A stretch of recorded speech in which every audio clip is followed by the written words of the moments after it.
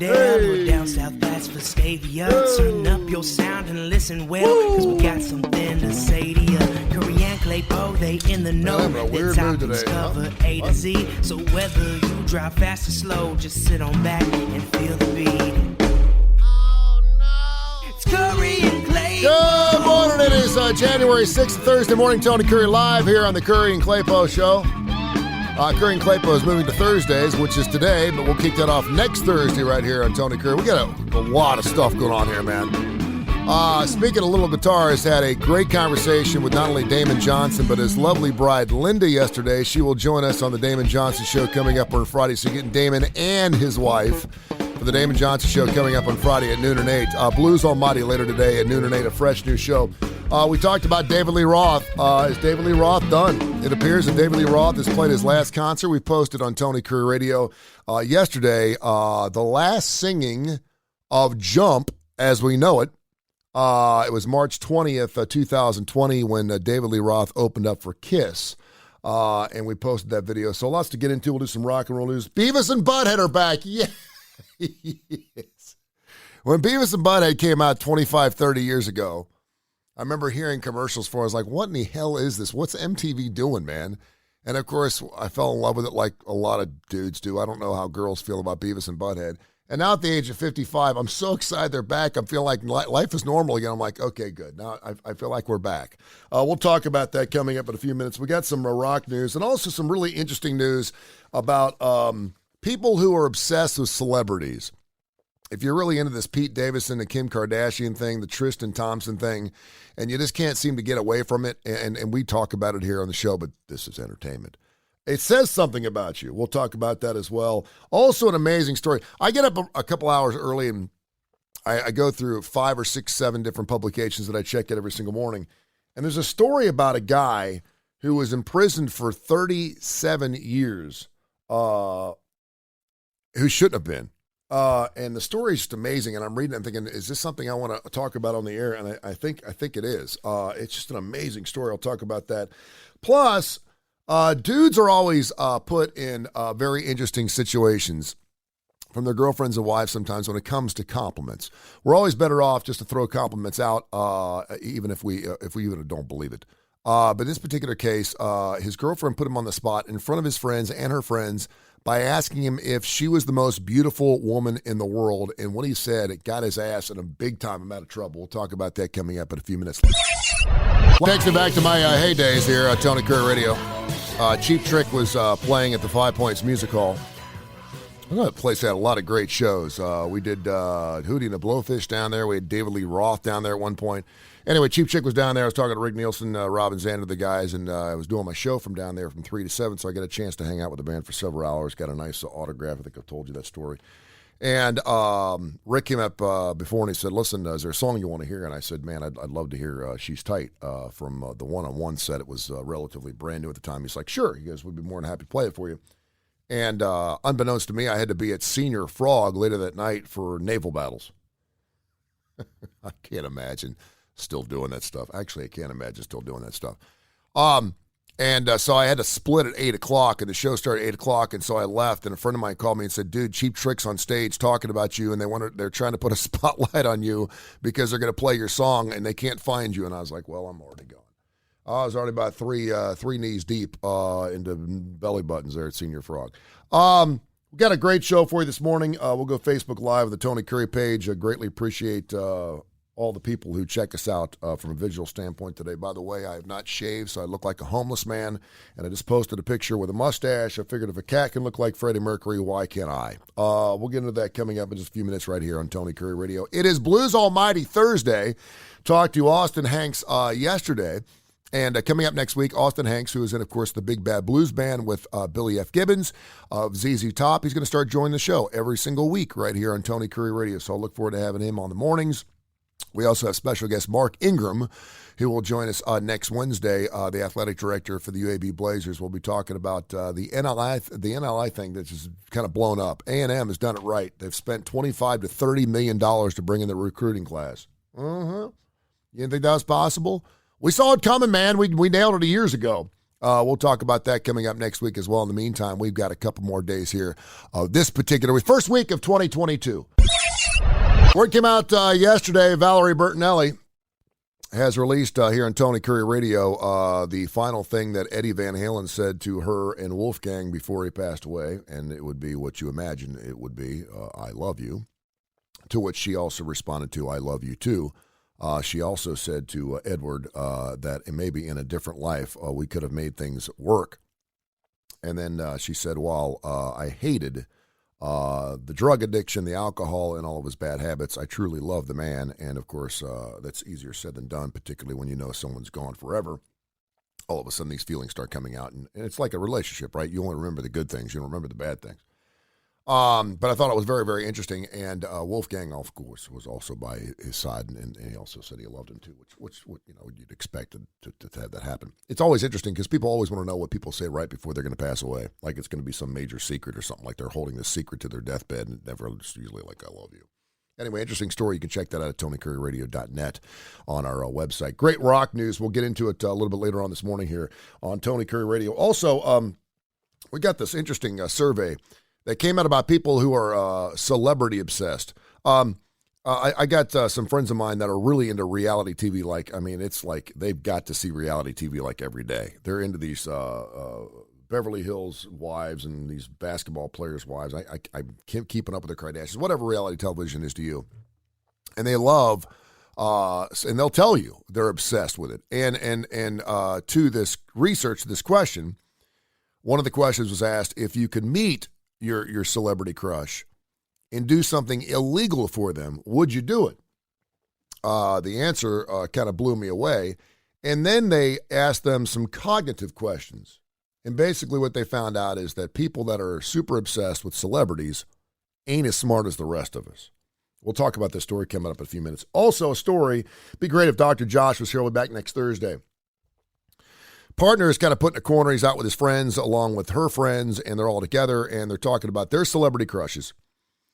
And one guy's like, I don't even know why you would like that celebrity because my celebrity is so much more beautiful than yours, to which his girlfriend chimes in, well, there's no one as beautiful as I am, right, honey? What he said next got him in some hot water. We'll talk about that coming up in just a few minutes right here on Tony Kurre Live on Facebook, and as well as Tony Kurre Live on the Tony Kurre Radio app. We hope you're having a great Thursday morning here. Last night, we did Live Wire Wednesday. I love doing that show live. We did some live Jack last night. It was fantastic. Brought to you by Southern Precision Staffing for all your staffing needs. 205-682-2828, 205-682-2828. Great show last night. We went an hour and 15 minutes. Momo. It is January 6th. It's a Thursday morning. Tony Kurre Live on Tony Kurre Live. We do it every Monday through Friday mornings. Kurre and Claypo, which has been a staple on this radio station for about 5 or 6 years, will be coming up next Thursday. We have a special presentation of Kurre and Claypo. Of course, it is a Thursday. That also means it's Blues Almighty. Austin Hanks, had a great conversation with him last night. Austin Hanks, you may remember if you're from the Birmingham area, was in Slick Lily.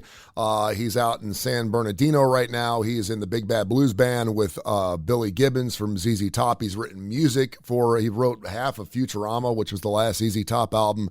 And we got back in contact with each other after Dusty Hill passed away back in 2021. He's going to start joining me on the show every single week talking about the LA music scene and what he's doing, and he does the show called Blues Almighty. It airs at noon and 8 right here on Tony Kurre Radio. Download the Tony Kurre Radio app. It's free. It's fantastic. Every rating we got is a 5-star rating. People love us. It's fantastic. It's free, and we got all these special shows. I also recorded a show with Damon Johnson yesterday. He usually does some type of thematic show, his top 6 songs, his top 6 guitar solos, his top 6 favorite Queen songs, whatever.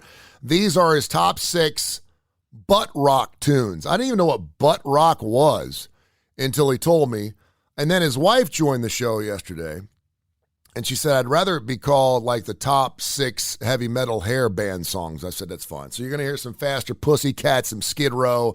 We'll do that coming up on Friday at noon and 8 right here on Tony Kurre Radio, along with Adapt or Perish. We do that show on Tuesday, Dark Side of the Pooch with Dr. Rab Stewart, the Rossbridge Animal Hospital on Monday. And then last night, we got after it, man. I get up around 4 o'clock in the morning. I get down here and do the show from 7 to 9:30, something like that. And then we have this Live Wire Wednesday show, which is our most listened to show because it has an international footprint. We're all over the world.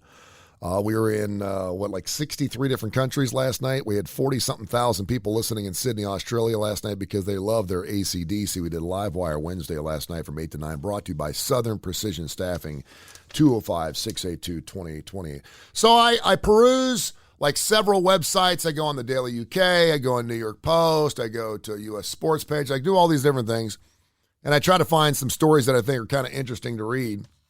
And a lot of them are relationship bounded, including the one that I'm about ready to give you. We have this really interesting story that was a Hungarian research foundation came out to find out how smart are people who are celebrity obsessed. We are obsessed with celebrities in here. We have Wives of Beverly Hills, Orange County stuff. The MTV thing really started the whole thing. And I understand Big Brother. But there's a million different reality-based television shows. And if you get on, if you ever get on Antenna TV, there's like 1,000 reality TV shows out there, man. There's people like from Aniana doing their own reality TV shows. It's crazy. So the study published in BMC Psychology a couple of days ago asserts that there's a direct association between celebrity worship and dumb people, measuring both literacy and numeracy. The study asked 1,763 Hungarian and American people between the ages of 18 and 49 to undertake a 30-word vocabulary test and a digit symbol substitution test before completing a celebrity attitude scale. A lot of people are into their celebrities. I like celebrities. We talk about Kardashians. We talk about juicy stuff, the Tristan Thompson crap. We talk Thompson. We talk about all those things here on the show. But as far as actually following somebody, or I want to know exactly what they're wearing or what they're doing or who they're dating, I really don't care. But I do know some people that are really into it. And if you go through the checkout line at a Publix, you'll know exactly what I'm talking about. The rags are up all over the place. So participants had to answer yes or no to a series of statements on the celebrity attitude scale, including, I often feel compelled to learn the personal habits of my favorite celebrity. If you're one of those people that follows even a rock and roller, Miley Cyrus or whatever, you may be one of these people. I'm obsessed by details of my favorite celebrity's life. Another yes or no statement read, if I were lucky enough to meet my favorite celebrity and he or she asked me to do something illegal as a favor, I would probably do it. To which 73% of the people on this research program said, oh, yeah.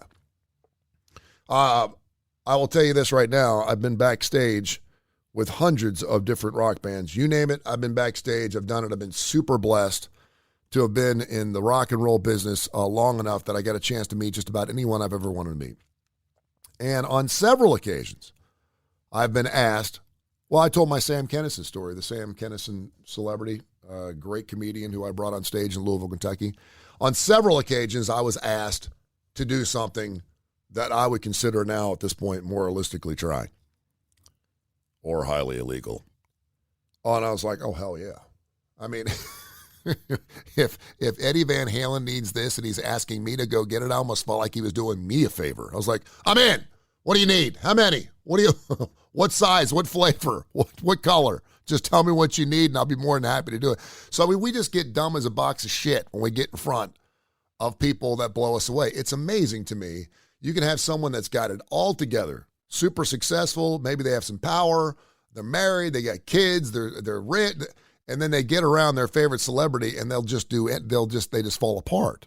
However, the researchers were going through the scale. They found out that people that have a particularly high propensity to love their celebrities and follow them and what they do on a daily schedule also plies with their cognitive ability to think correctly and basically just tells you just how smart they are. Participants were also asked about their income, material wealth, and levels of education in order to gain the most detailed picture possible. They found that people who love celebrities and like to follow them, maybe you're a follower of several, maybe you just want to find out what they're up to, but you really don't care. Yeah, I follow Gene Simmons, and sometimes he sends some stuff out, and I think it's interesting. But for the most part, I don't get up every morning to find out what Gene Simmons is wearing. And they found that people who are really interested in celebrities and have celebrity crushes and would do something highly illegal for that celebrity has an IQ of about 36 points lower than the rest of us. That's a lot. That's crazy. Something to think about next time you want to go follow somebody or go pick up the National Enquirer. Speaking of celebrities, a man took to Reddit for advice. He's in a little bit of a pickle. Let's see if we can help this dude out. He was out with his girlfriend, who she pretty smoking hot. He's a nice-looking guy, too. And they're out with 3 of their other friends who all brought their mates, whether their husbands, wives, whatever, girlfriends. And they were comparing their favorite celebrities. One dude said, I love, Scarlett Johansson. Someone else said, I love Jessica Alba, whatever. And one of the guys said, why would you like her? Mine's much hotter than yours. Mine's much more beautiful than yours. And so they had this little debate going on. It's a friendly debate about which celebrity they thought was hotter or more attractive or more, in this particular case, beautiful. To which the dude's girlfriend said, wait a minute, what about me? I'm not a celebrity, but you would certainly say that I'm the most beautiful woman on earth, right? Oh, Scotty Trucks, good morning to you, man. Dudes, this is the old, do these pants make my butt look fat question. Guys, we're screwed. We can't, there's nothing we can do there. And you have to think it through, and this is something that we need to practice. We need to get this answer right every single time because there's no right answer. Because if you lie and say, of course, you look fantastic, and you don't really believe that, then you're lying to her. And we're also told as guys, don't ever lie to me. That's a big thing. Big, even if it hurts your feelings. Women are, don't lie to me. Don't lie to me. I'm like, okay. So the guy was like, I think you're very beautiful, but I don't think you're the most beautiful woman on earth. To which, of course, she just was like, what? All of her friends were looking at me. She said, I felt incredibly pressured. I felt like saying yes, but I didn't want to lie to her because she's my girlfriend and I'm truthful with her. And she is beautiful, but she's not the most beautiful woman on earth. And she never stopped boasting about it. He said she's kind of proud that way. She's always plying for compliments. You ever been around a person like that? They're always looking for compliments. It's like it's much easier to give a compliment to a person who's not looking for a compliment. But if they're always like, what do you think? Do you think I look great? Don't you like the way my makeup looks? Or don't you like the way these jeans make my butt look great? And you're like, sure, even if it's not true. So she was applying for a compliment. He goes, I honestly felt quite cornered and admitted that no, she wasn't the most beautiful woman. I tried to be polite, but of course my response sounded like shit. I immediately apologized in front of everybody saying, no, I'm sorry. She looked so upset and felt really bad. She ended up leaving the place, and she texted me saying she was embarrassed in front of all of her friends and that I was an a-hole. I tried apologizing again, but she wouldn't listen. He fears that the relationship is over. To which, of course, a lot of people joked, there comes a time in every straight man's life that he faces the test. Another one said it's an easy one, really. It just requires a compliment, not a lot of thought, just smiling, nodding, and agreeing with her. You, my friend, have managed to fail this excruciatingly easy test that men get all the time in front of their wives or girlfriends. All you had to do is say yes. To a third, it says no was the right answer. If you really don't believe she's the most beautiful woman in the world, it was a trap. Someone else thought she was just fishing for compliments. Dude, she was asking for it. He goes, I'm in the corner with you. Sounds like a control thing. If you ask me, fishing for compliments is always an unattractive thing. It gets toxic really fast, not mature on her part at all. So I got the answer for you. First of all, you have to practice this test. This is not something, because if you pause just for a second, you're screwed. Because the answer's got to be immediate, right? It's got to be around. But you always say, I do. I find you the most beautiful person on earth. If you say the most beautiful person on earth, because beauty is not just skin, right? It's not just the way you look. It's on the inside, too. We're always told about that. Beautiful people are beautiful inside and outside. And the fact that you're dating this woman and she's your girlfriend, you don't know Beyonce's from Adam's house cat. So you don't even know what she's beautiful on the inside. She could be just a rag, man. She could be a pain in the ass, right? So if you sit there and say, yes, I've been dating you, and I find you the most beautiful person on this earth, then you got both sides covered up. First of all, she may be thinking, now if she pushes you, well, when you say beautiful, what do you mean by that? Then you're like, listen, I already said this, we're moving on. Now give me another wing and a nice cold Bud Light, I'm ready to go. But if you sit there and say yes, because I would assume that most guys are with a woman because not only is she beautiful, but she's also beautiful inside and outside, right? Now, as far as the pants thing goes, you're kind of on your own. Women, don't ask questions if you already know the answer. Let's put it that way. If you're asking me It's like, should I wear the brown dress, the blue dress? And every time I say the blue dress, she wears the brown dress. I'm like, why are you asking me? But if you're asking or applying for a compliment and you already know what the answer could possibly be and you're with the dude and you like the dude, then don't put him in that situation. That's why guys never do that. Guys are never we know what we're all about. We know we're a pain in the ass. We don't apply for compliments. We're good. Malcolm Young today of AC/DC had his played some, would have been 69 years of age today. Long lost rock and roller. We love him. And also Lou Holtz of college football is 85. Mark Ingram is going to join us next week. He's the athletic director for the UAB Blazers. We'll be talking about the national championship going on Monday, Alabama and Georgia. Alabama's a 3-point dog. I don't get it. I'll talk about that coming up in a few minutes here on Tony Kurre Radio. Of course, I did the Jocks thing for 14, 15 years, so I know a little about it. And I nailed the Georgia game over Michigan, and I nailed the Alabama-Cincinnati score earlier last week. So I've got a really good feeling about what's going to happen on Monday, and I will tell you right now, it's going to include an 8th national championship for one Nick Saban, 7 of those, of course, at the University of Alabama. Let me tell you something that's really, really weird. I was on the Jay Barker Radio Network this past Tuesday with Lars Anderson and Trent Richardson. You bring a coach in to win a national title. That's what A&M brought in Jimbo Fisher. He'd already won one. That's why Urban Meyer went to Ohio State. You bring in a coach, and you go, listen, if it's a Power 5 school, we're bringing you in here to compete at the highest level, to win a conference championship, but we want a national title, particularly if you've already won a national championship, right? That's why they brought Jim Harbaugh into Michigan. They didn't bring him in to go 9-3 every year. They brought him in to go 12, 13-0 and win national titles, and he hasn't done it yet, although he bought himself a little more time because he appeared in the semifinal this year. But when you bring in a coach, and you're like, I'm going to give you 3 or 4 years, and as long as the team continues to get better and we see our recruiting, 24/7 recruiting blinds ratings are good, and we're all, then you continue to buy into what the coach is selling, and you're learning into the process, you're winning your box, blah, blah, blah, blah, blah, and you're good for it. And if you can win a national championship, then you've got what you wanted, and it works out well. And that coach is taken care of because he's going to get a big, fat contract, and even if he gets fired 2 years later like Ed Orgeron, he's walking away with $30 million. He's good. He don't have to coach anymore. Hell, even Les Miles got that deal. Look what happened to him.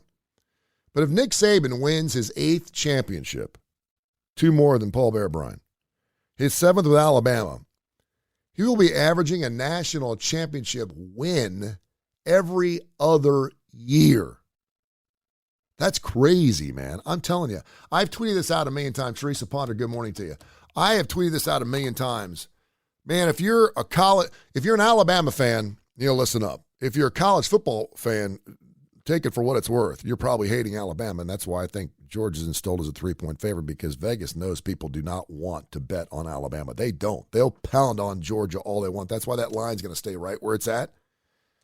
But you will never, ever see what you're seeing right now at the University of Alabama with Nick Saban ever again.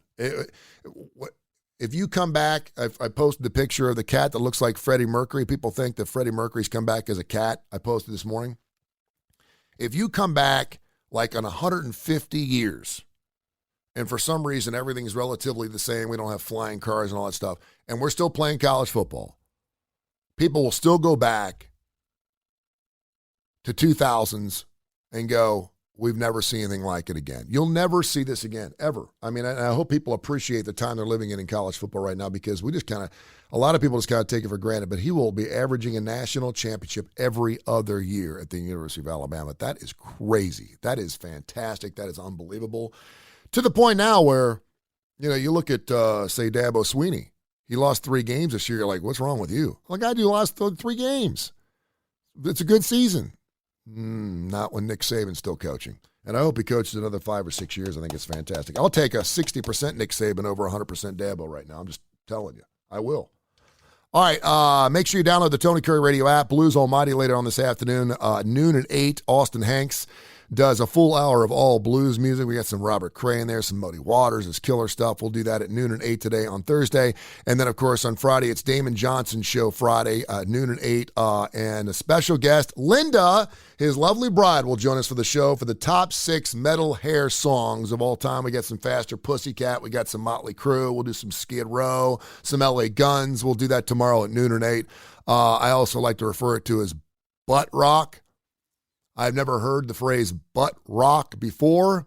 It actually comes, now Damon said it came from Brother Kane. He said we actually came up with that phrase. I heard it came from some radio station out of Philadelphia where their moniker was rock, nothing but rock, but what they're playing wasn't really rock, and so they just started saying nothing but rock, and they added a T to the butt, and that's where butt rock came to. I always thought maybe it was just gay rockers. I just thought maybe it was something that maybe Rob Halford of Judas Priest came up with. I wasn't sure. I don't know. Thanks for coming, guys. It's always great to have new volunteers looking to help out. Yeah, we're just here for the chicks. And the filthy ones. All right. Now, before we get started, you have to learn how to do it right. Here's a beautiful one. Now, watch me closely. Once you're ready, you can start rubbing and stroking. Okay. Whenever you put that bird down. Let me in there. Rub all over, okay? Start with the breast. That's the most sensitive area. And once they're clean, the chicks relax and the rest becomes much easier. Not yet. I know you're eager, but you have to take your time. The whole thing should take about a half an hour. That's right, baby. Nice and slow. Oh, yeah. Maya, sorry to bug you, but Mitch threw up again. I can't say I blame him. Boys, are you ready to get really dirty? Yeah. I mean filthy. Maya, I don't think there's anything too filthy for me. Yeah, me neither. You too. Okay, now usually when we do this, you end up covered in oil. Usually when I do this, I mean, I've never done it, but when I think about doing it, I end up covered in lotion, so, it's no problem. Hey, where's she going? She's gonna go clean up that dude's barf. Wow, well, whatever she's into, Beavis and Butthead are coming back to Paramount Plus, and this is one of those things where I remember the first time I heard, I was doing radio, hell, I don't even know what year it was, and I did production work, and someone's like, we got these commercials that need to go in as soon as possible, so, and I listened to it for the first time. I was like, what is this? What is MTV doing? Why are they doing this? And I fell in love with it. And again, I don't know how many women really love Beavis and Butthead, but I don't know a dude that doesn't love Beavis and Butthead. I don't. And you would think like 25, 30 years after the originals came out that it wouldn't be funny anymore. And I sat there and watched Beavis and Butthead for like an hour and a half last night after we did a Live Wire Wednesday show. I love it. It's fantastic. It's great. It's stupid. It's funny. Their movie's going to be coming out sometime in March. We'll keep a close eye on that here on Tony Kurre Radio. Maybe that's the celebrity that I'm obsessed with. Maybe that means I'm just dumb. It could be. Got some interesting rock news. I mentioned a few minutes ago that Valerie Bertinelli divulged the last thing that Eddie Van Halen said before he passed away. We're always like, we want to know what was the last thing he said. I did it with my dad. You know, it's like you want to hear like, the silver spoon is under the rock. What did he say? It's like some movie thing. The black bird will sing tonight. What did he say? In this particular case, it's exactly what you thought it would be, and that is, I love you.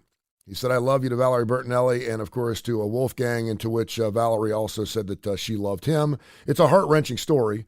He said, I love you, the last words that Edward uttered to her. And then she went on to basically say, I hated the drugs and alcohol, but I never hated him. She also revealed that near the end of his life, she said, maybe next time we'll get it right. And you see that a lot. She said, I can't explain the feelings Ed and I had for each other, who, of course, she filed divorce from her second husband, Tom Vitale, back in 2021. She also ponders the possibility that she and Van Halen might have gotten back together again had he lived. She goes, who really knows? Had he not died, I doubt it. I loved him more than I know how to explain. There's nothing sexual about it. It was more than that. There was no greater love than what we had between the two of us. and that we made this beautiful son. It's a great story. So Valerie Bertinelli divulging what exactly Eddie Van Halen had to say. Also, the Grammy Awards have been postponed for a second year due to Omicron. I was talking to Austin Hanks yesterday. He lives out in San Bernardino, and he said L.A. is shut down. He's like, I don't know what's like down in Birmingham. I said, yeah, we got issues. Things are exploding. But L.A. is just getting hammered. They're having roughly 25,000 new tests of positive Omicron test every day.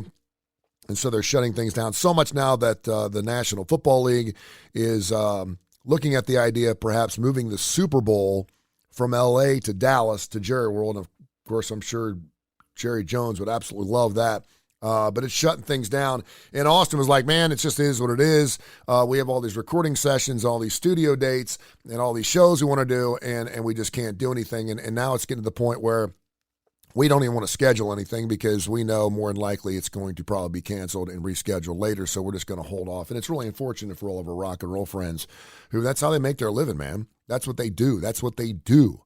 They consider, you can do stuff on your computer. Well, you can sit there, but not to have that collaboration with other people.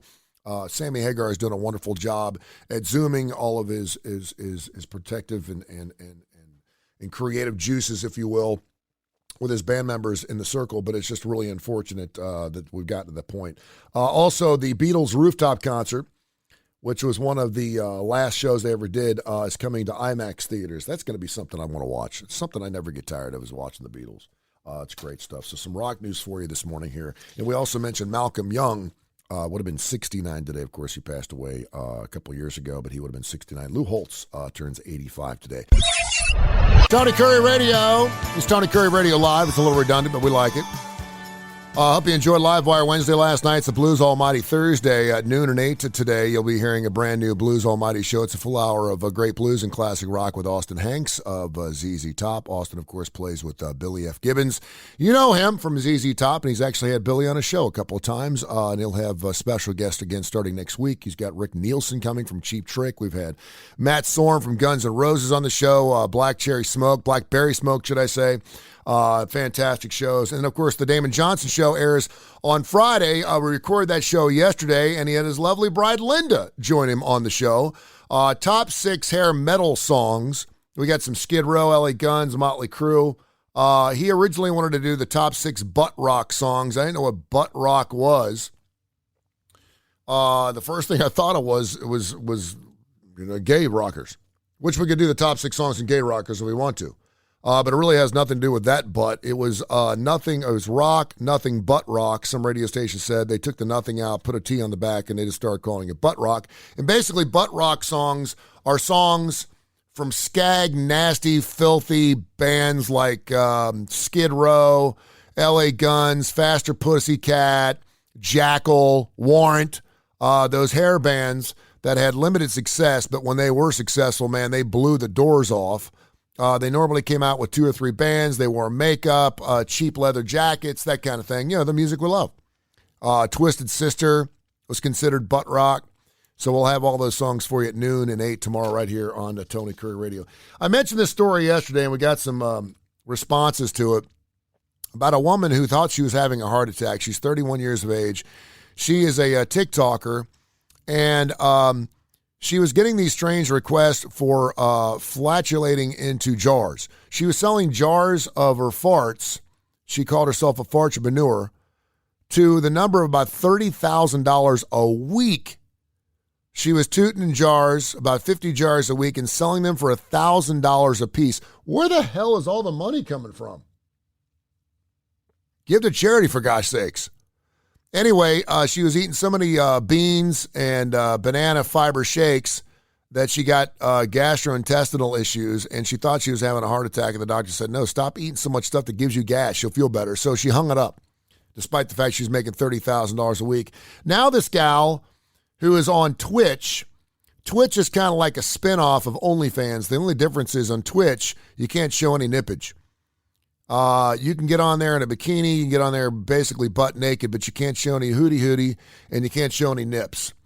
And there's no sexual stuff on there. You can't show videos. Certainly if someone wants to see something else, you can go to OnlyFans for that.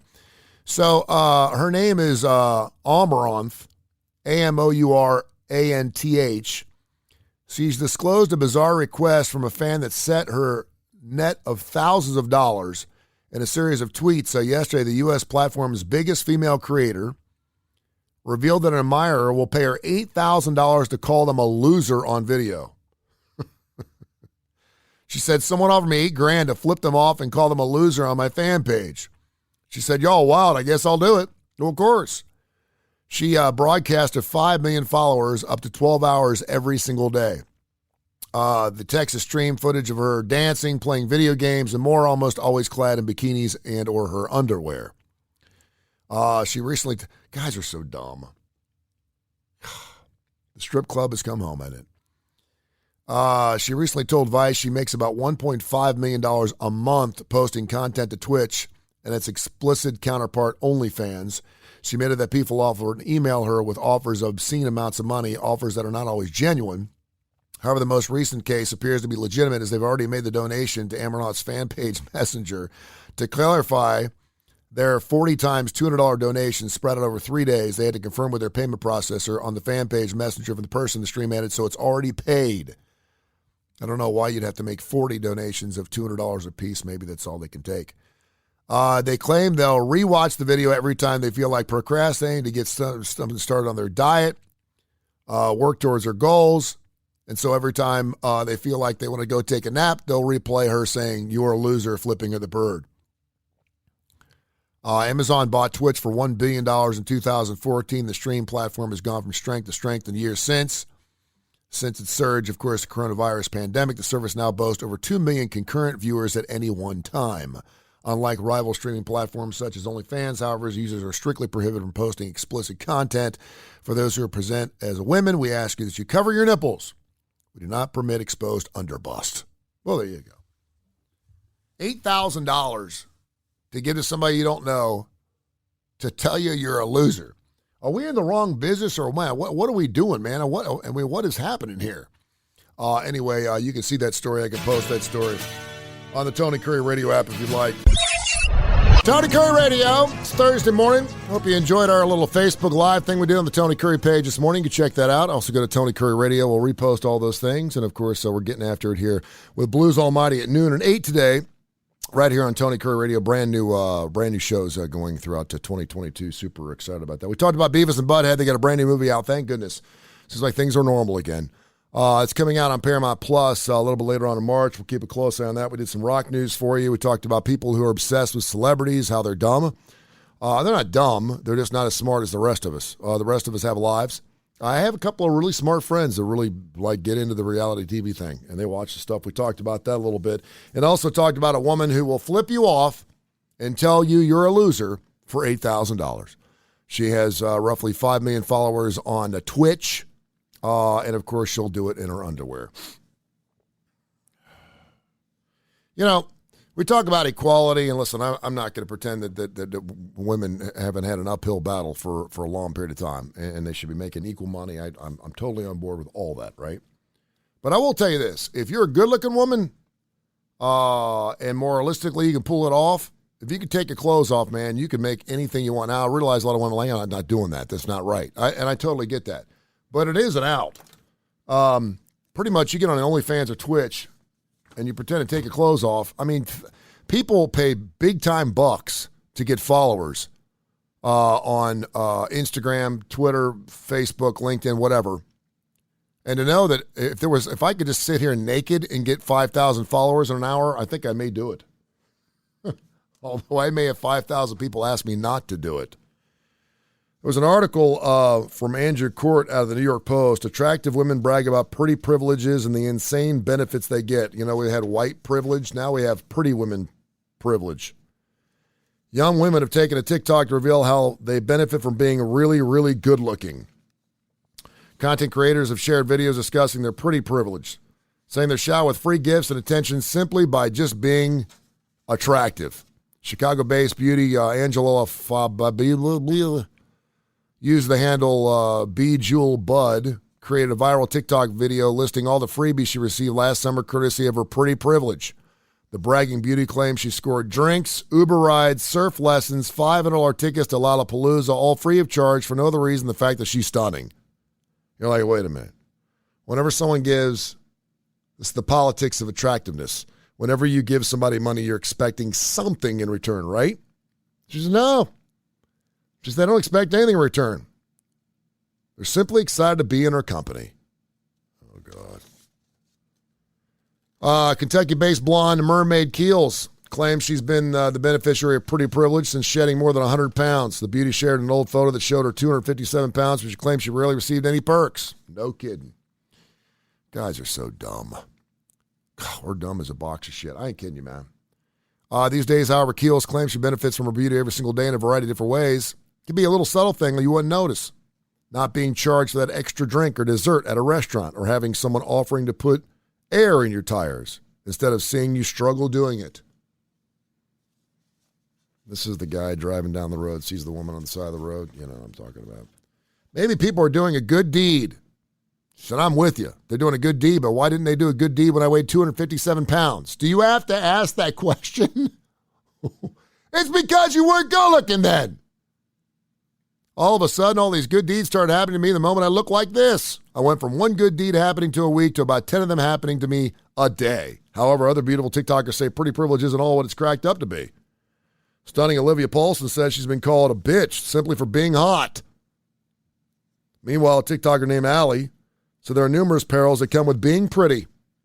She said it can be hard dating and making genuine female relationships when women are intimidated by your beauty. Oh, God. Seriously? Sometimes girls see you as a competition. They secretly want to see you fail. Adding that being beautiful can also lead to feelings of loneliness and being excluded from all things. Meanwhile, another attractive TikTok user, Madeline Ford, concedes that while women benefit from pretty privilege, they have to put in far more effort than men in order to reap the rewards. They have to put in, that word effort is used loosely here, I'm assuming. She says average-looking men who simply take a shower receive the same privileges and respect as highly attractive women who have to labor over their looks. That is not true. Guys don't get free drinks and free desserts and $500 Lollapalooza tickets because we take a shower. Being pretty is the rent we pay for human decency and to exist in the world, she defiantly declared.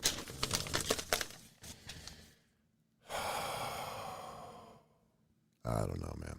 What do you think? I don't know. It just doesn't make sense.